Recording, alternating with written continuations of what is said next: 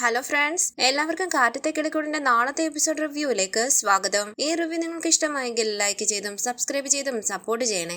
നീതുവിന്റെ അമ്മയോട് പറയുന്നു, നിങ്ങൾ നിങ്ങളുടെ കുടുംബത്തിന്റെ അഭിമാനത്തെ കുറിച്ച് പറയുന്നത് കേട്ടു. അതിനേക്കാളും അഭിമാനമുള്ള കുടുംബത്തിൽ നിന്ന് വന്നതാ ഞാൻ. അച്ഛൻ, അമ്മ, ചേട്ടൻ, ഏട്ടത്തി, അങ്ങനെ എല്ലാവരും ഉണ്ട്. എനിക്ക് എല്ലാവിധ സൗകര്യങ്ങളും ഉള്ള വീടും. അതെല്ലാം വേണ്ടാന്ന് വെച്ചിട്ടാ ഞാൻ ഈ വീട്ടിൽ താമസിക്കുന്നത്. എന്നെ ഇവരെല്ലാം പൊന്നുപോലാ നോക്കുന്നത്. സുധീഷ് പറയുന്നു, എടാ നികേഷ് നോക്കിയേ, എന്റെ ഭാര്യയായിട്ട് നിന്നാ നിധി സംസാരിക്കുന്നത്. കഴുത്തിൽ താരയുണ്ടടാ, എനിക്ക് കുളിരു കോരുന്നുണ്ട്. നിധി പറയടാ, ഞാനിവിടെ സുഖമായിട്ട് കഴിയുന്നുണ്ടല്ലോ, ഞാൻ എങ്ങും പോയിട്ടില്ലല്ലോ. ഒരു ദിവസം പോലെയോ എനിക്കിവിടെ യാതൊരു പ്രശ്നം ഉണ്ടായിട്ടില്ല. കല്യാണം കഴിഞ്ഞ വന്നത് മുതൽ ഈ നാട്ടുകാർ എന്നെ കേൾക്ക തന്നെ എന്തൊക്കെ ഈ വീടിനെ പറ്റി പറഞ്ഞിട്ടുണ്ട്. പക്ഷെ അവരാരും പറഞ്ഞതുപോലെ ഒന്നും ഇവിടെ സംഭവിച്ചിട്ടില്ല. ഞാനിവിടെ നന്നായാ ജീവിക്കുന്നത്. നാട്ടുകാർ പറയുന്നതെല്ലാം നുണയാണ്, വെറും കഥകൾ മാത്രം. ഈ വീട്ടിലൊരു പെണ്ണിനെ താമസിക്കാൻ പറ്റില്ല, ജീവിക്കാൻ പറ്റില്ല എന്നൊക്കെ പറയുന്നത് പച്ചക്കളോ. അച്ഛന്റെ ജീവിതത്തിൽ എന്തോ സംഭവിച്ചിട്ടുണ്ട്, അതൊക്കെ പഴയ കഥയാണ്. ഈ വീട്ടില് ഇത്രയും നാളായി ജീവിക്കുന്ന ഞാൻ പറയുന്നു, ഒരു പെണ്ണിനെ ഇങ്ങനെ ഒരു വീട്ടിൽ സന്തോഷമായിട്ട് കഴിയാൻ പറ്റുന്നില്ലെങ്കിൽ അവള് വേറെ എവിടെയും പോയി സന്തോഷമായിട്ട് ജീവിക്കില്ല. ഞാനിവിടെ അത്രയ്ക്ക് സന്തോഷമായിട്ടാണ് കഴിയുന്നത്. എല്ലാവരും എന്നെ നന്നായി നോക്കുന്നുണ്ട്.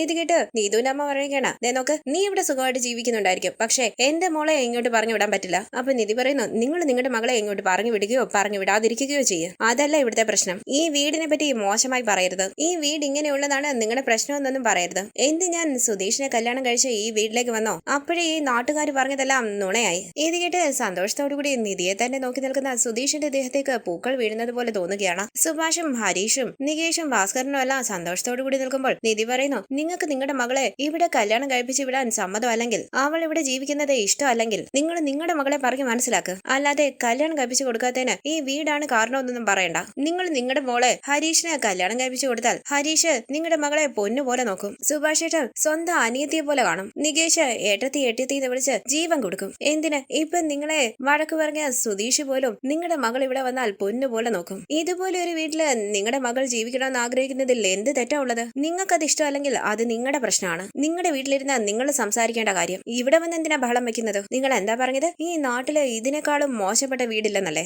ഇപ്പൊ ഞാൻ പറയുന്നു, ഈ വീടിന്റെ മരുമകളായി പറയുന്നു, സുധീഷിന്റെ ഭാര്യയായി പറയുന്നു. ഇത്രയ്ക്ക് നല്ലൊരു വീട് ഈ നാട്ടിലുണ്ടാകില്ല. ഈ വീടിനേക്കാളും സുരക്ഷിതമായ ഒരു വീട് ഒരു പെണ്ണിന് കിട്ടാനില്ല. നീതുവിന്റെ അമ്മ ചോദിക്കുന്നു, അതുകൊണ്ട്? അപ്പൊ നീതു പറയുകയാണ്, നിങ്ങൾ നിങ്ങളുടെ മകളെ കെട്ടിച്ചു തരികയോ കെട്ടിച്ചു തരാതിരിക്കുകയോ ചെയ്യും, അത് നിങ്ങളുടെ ഇഷ്ടം. പക്ഷെ എന്റെ വീടിന്റെ മുന്നിൽ നിന്ന് എന്റെ വീടിനെ കുറിച്ച് മോശമായി പറയുന്നത് വേണ്ട. ഇനി ഈ നാട്ടുകാരോ നിങ്ങളോ ഈ വീടിനെ കുറിച്ച് മോശമായി പറയുന്നത് എനിക്ക് കേട്ടു നിൽക്കാൻ പറ്റില്ല. നിങ്ങൾ പറയുന്ന വാക്കുകൾ കാരണം ഇവര് വിഷമിക്കുന്നത് കണ്ട് എനിക്ക് വെറുതെ ഇരിക്കാൻ പറ്റില്ല. ഞാൻ നോക്കി നിൽക്കത്തുമില്ല. ഒരു നുണയ്ക്ക് ഈ നാട് തന്നെ സപ്പോർട്ട് ചെയ്യുന്നു. അത് ഇന്നത്തോടെ അവസാനിക്കണം. ഇനി ഈ വീടിനെ പറ്റി ആരെങ്കിലും എന്തെങ്കിലും പറഞ്ഞാ അത്ര എനിക്ക് പറയാനുള്ളൂ. അങ്ങനെ നീതുവിന്റെ അമ്മയുടെ നേരെ വിരൽ ചൂണ്ടി ദേഷ്യത്തോടു കൂടി നിൽക്കുകയാണ് നിധി. അവർ ഞെട്ടി നിൽക്കുമ്പോൾ നിധി പറയുന്നു, ഇറങ്ങിപ്പോ, ഇവിടുന്ന് പോകാനാ പറഞ്ഞത്. നീ വാടിയെന്ന് പറഞ്ഞ് ചന്ദ്രൻ നീതുവിന്റെ അമ്മയും കൂട്ടി അവിടെ നിന്ന് പോവുകയാണ്. സുധീഷ് കെട്ടിപ്പിടിച്ച് ഹരീഷിന് ഉമ്മ കൊടുക്കുന്നു. നിധി വളരെ ദേഷ്യത്തോടു കൂടി അവര് പോകുന്നത് നോക്കി നിൽക്കുകയാണ്. തുടർന്ന് നിധി പറയുന്നു, ഇതിനപ്പുറത്തേക്ക് ഇവര് സംസാരിക്കുന്നത് കേട്ട് മിണ്ടാതിരിക്കാൻ പറ്റില്ല സുഭാഷേട്ടാ. ഇനി ആരെങ്കിലും വരട്ടെ, അവർക്കുള്ളത് ഞാൻ കൊടുത്തോളാം. അങ്ങനെ നിധി അകത്തേക്ക് പോകുമ്പോൾ സന്തോഷത്തോടു കൂടി സുഭാഷിനും നികേഷിനും ഹരീഷിനും എല്ലാം കെട്ടിപ്പിടിച്ച് ഉമ്മ കൊടുക്കുകയാണ് സുധീഷ്. കണ്ടില്ലേ സുഭാഷേട്ടാ, എന്റെ ഭാര്യ താലി അണിഞ്ഞു വന്ന് അവള് സംസാരിച്ചത് കേട്ടില്ലേ? എനിക്ക് തറയിൽ നിൽക്കാൻ പറ്റുന്നില്ലേ? കണ്ടില്ലേടാ, വീണ്ടും അവള് താലി അണിഞ്ഞു. അങ്ങനെ സുധീഷ് സന്തോഷത്തോടു കൂടി അവരെ എല്ലാവരെയും ചേർത്ത് പിടിച്ച് അകത്തേക്ക് കയറി വരികയാണ്. അകത്തേക്ക് കയറി വന്ന ഹരീഷ് പറയുകയാണ്, അവർക്ക് എന്താ പ്രശ്നം? അവരുടെ കുടുംബത്തിനും നമ്മുടെ കുടുംബത്തിനും വ്യത്യാസം ഉണ്ടെന്ന് പറഞ്ഞ് ദേഷ്യം പിടിപ്പിക്കുന്ന രീതിയിലാണല്ലോ സംസാരം. നമ്മളെന്താ അവരുടെ വീട്ടിൽ പോയി പെണ്ണ് ചോദിച്ചോ? പുഞ്ചിരിച്ച് സുധീഷ് നികേഷിനോട് ചോദിക്കുന്നു, നിധി എങ്ങനെ ഉണ്ടായിരുന്നു? കലക്കിയില്ലായിരുന്നു? സുഭാഷ് പറയുകയാണ്, അവരുടെ കാര്യം അവിടെ നിൽക്കട്ടെ, നിങ്ങൾ രണ്ടുപേരും എന്തിനാ അവരുടെ വീട്ടിൽ പോയത്? ഞാൻ പറഞ്ഞില്ലേ മോളെ, ഇവർ അവിടെ ആയിരിക്കും പോയതെന്ന്. അപ്പൊ നിധി പറയുകയാണ്, നിങ്ങൾ അവിടെ പോയി കാണില്ല എന്ന് ഞാൻ സുഭാഷിനോട് പറയുകയും ചെയ്തു. അപ്പൊ സുധീഷ് പറയുകയാണ്, അവരുടെ ഇഷ്ടത്തിന് നമ്മുടെ വീടിനെ കുറിച്ച് മോശമായി സംസാരിച്ചിട്ട് പോയില്ലേ, അത് കണ്ടിട്ട് നമ്മൾ മിണ്ടാതിരിക്കണം. അപ്പൊ സുഭാഷ് പറയുകയാണ്, എന്താണെങ്കിലും നിങ്ങൾ അവിടെ പോയത് തെറ്റായി പോയി. നിങ്ങൾ അവിടെ പോയി ബഹളം വെച്ച് അതിന്റെ ദേഷ്യം തീർക്കാൻ അവരിവിടെ വന്ന് ബഹളം വെച്ച് ഇതിന്റെ ആവശ്യം ഉണ്ടായിരുന്നോ? പ്രശ്നം വലുതാകുകയല്ലേ ചെയ്തത്. എടാ ഹരീഷ്, എന്തെങ്കിലും ആ കുട്ടിയെ കല്യാണം കഴിക്കണമെന്ന് നിനക്ക് ചിന്തയുണ്ടോ? അപ്പൊ ഹരീഷ് പറയണ, സുഭാഷ് ഏട്ടാ, ഇങ്ങനെ അപമാനം സഹിച്ച് അവളെ കല്യാണം കഴിക്കണമെന്ന് എനിക്കില്ല. അപ്പൊ സുഭാഷ് പറയണം, മിണ്ടാതിരിക്കട, ദേഷ്യത്തില് എന്തു വേണമെങ്കിലും പറയാന്നാണോ? ഇങ്ങനെ വഴക്കടിച്ചോണ്ടിരുന്നാൽ നല്ലതൊന്നും നടക്കില്ല. അപ്പൊ സുധീഷ് പറയുകയാണ്, സുഭാഷ് ഏട്ടാ, വഴക്കുണ്ടാക്കാതെ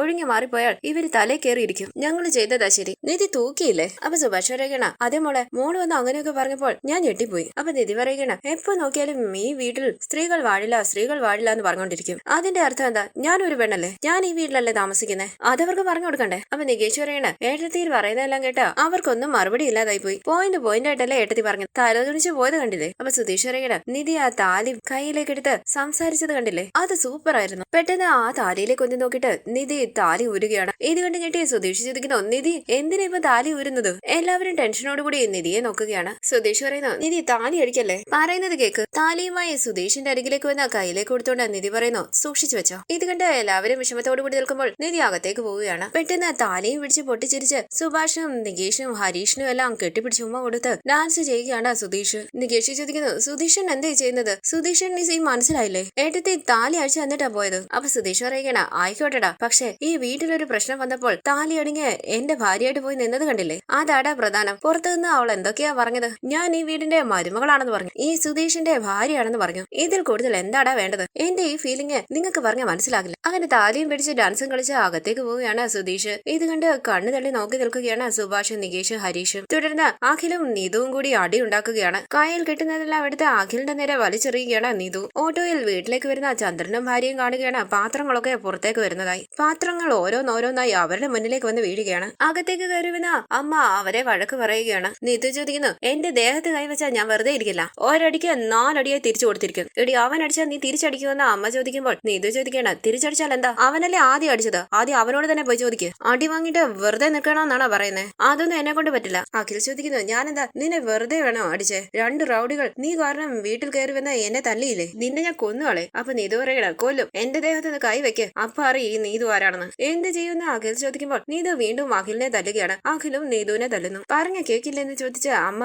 നീതുവിനെ തല്ലുകയാണ്. നീതു ചോദിക്കുന്നു, എന്തിനാ ഇപ്പൊ അമ്മ എന്നെ തല്ലുന്നത്? എല്ലാവർക്കും ഇട്ട് തല്ലാനാണോ നിങ്ങൾ എന്നെ പ്രസവിച്ചേ? ചന്ദ്രൻ പറയുന്നു, ദേ നോക്ക് നീതു, ഞങ്ങൾ ആ ഹരീഷിന്റെ വീട്ടിൽ പോയി സംസാരിച്ചു. ഇനി നീ അവന്റെ കടയിലോ വീട്ടിലോ പോകാൻ പാടില്ല. പോയെന്ന് ഞാൻ അറിഞ്ഞാൽ നിന്നെ കൊന്നു കളയും ഞാൻ. നീതു പറയാണ്, ഞാൻ പോകും, എന്താ ചെയ്യാൻ പറ്റുകയെന്ന് വെച്ചാ ചെയ്തു. അഖിൽ പറയുന്നു, ഇനി ഒരിക്കൽ കൂടി നീ ആ കടയുടെ ഭാഗത്തേക്ക് പോയാൽ നിന്റെ കാല് ഞാൻ തല്ലി ഒടിക്കും. അപ്പൊ നീതു പറയണ, ഞാൻ പോകും, നീ എന്ത് ചെയ്യും? ഞാൻ ഇവിടെ നിപ്പുണ്ടല്ലോ, വാ വന്ന് എന്റെ കാല് തല്ലി ഒടിക്കും. അമ്മ പറയുന്നു, നീ എന്റെ വയറ്റിൽ വന്ന് പിറന്നല്ലോ, നിന്നെ കുറിച്ച് ആലോചിക്കുമ്പോഴേ എനിക്ക് അപമാനം തോന്നും. നാട്ടുകാരെല്ലാവരും ഇതിപ്പോ അറിഞ്ഞിരിക്കുക, എവിടെ പോയാലും അവർക്ക് ഇതേ ഉള്ളൂ ചോദിക്കുക. പ്രണയിച്ചപ്പോ നല്ല കുടുംബത്തിലെ ഒരു പയ്യനെ നോക്കി നിനക്ക് പ്രണയിച്ചുകൂടായിരുന്നോ? അഭിമാനമില്ലാത്ത ഒരു കുടുംബത്തിലെ പയ്യനെ വേണമായിരുന്നോ നിനക്ക് പ്രേമിക്കാൻ? അപ്പൊ നീതു പറയണ, നിങ്ങൾ എന്ത് വേണമെങ്കിലും പറഞ്ഞു, ഞാൻ ഹരീഷിനെ പ്രണയിക്കൂ, അവനെ കല്യാണം കഴിക്കൂ. എന്താടി പറഞ്ഞെന്ന് ചോദിച്ചാൽ അമ്മ വീണ്ടും നീതുവിനെ തല്ലുമ്പോൾ തടഞ്ഞോണ്ട് ചന്ദ്രൻ പറയുന്നു, മതിയടി, അടി വാങ്ങി അവിടെ വാങ്ങി അവള് ചത്തുപോകും. അഖിൽ പറയുന്നു, അമ്മ ഇവക്ക് ഭ്രാന്ത, ഇവള് പെണ്ണല്ല പിശാച, ഇവളെ വീട്ടിലങ്ങനെ കെട്ടിയിട്. നീതു പറയുന്നു, പോടാ നീ ആ പിശാച്. അങ്ങനെ റൂമിനകത്ത് കയറി വാതിലടയ്ക്കുകയാണ് നീതു. അമ്മ പറയുന്നു, എന്ത് ജന്മാണോ ഇവള് കാരണം ആർക്ക് സമാധാനമില്ല, കൊന്നു കളയുന്നാ നല്ലത്. അപ്പോൾ അഖിൽ പറയുകയാണ്, അതാദ്യം ചെയ്യമ്മേ, ഇങ്ങനെ ഒരുത്തി ഈ വീടിന് വേണ്ട.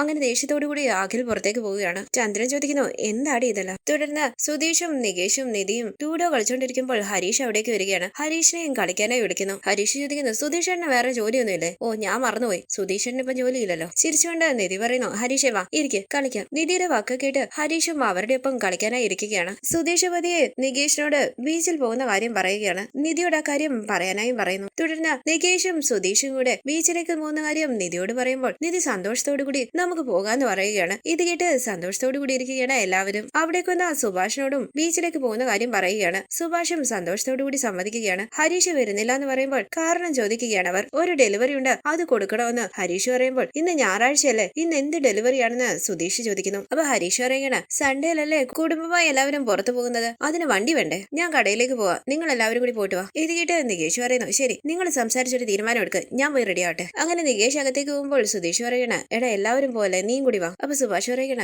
സുധീഷെ അവനെ വിട്, അവന് ജോലി ഉണ്ടെന്ന് പറഞ്ഞില്ലേ, അവൻ പോട്ടെ, എങ്കിൽ നീ പോ, ഞാൻ പോയി റെഡി ആവട്ടെ എന്ന് പറഞ്ഞ സുധീഷും അകത്തേക്ക് പോകുന്നു. തുടർന്ന് ബീച്ചിലേക്ക് പോകാനായി ഒരുങ്ങി എല്ലാവരും ഹാളിലേക്ക് വരികയും സുഭാഷ് സ്നാക്സ് ഒക്കെ എടുത്ത് വെക്കുകയുമാണ്. ഈ സീരിയലിന്റെ കൂടുതൽ വീഡിയോസിനായി ചാനൽ സബ്സ്ക്രൈബ് ചെയ്ത് സപ്പോർട്ട് ചെയ്യണേ. താങ്ക്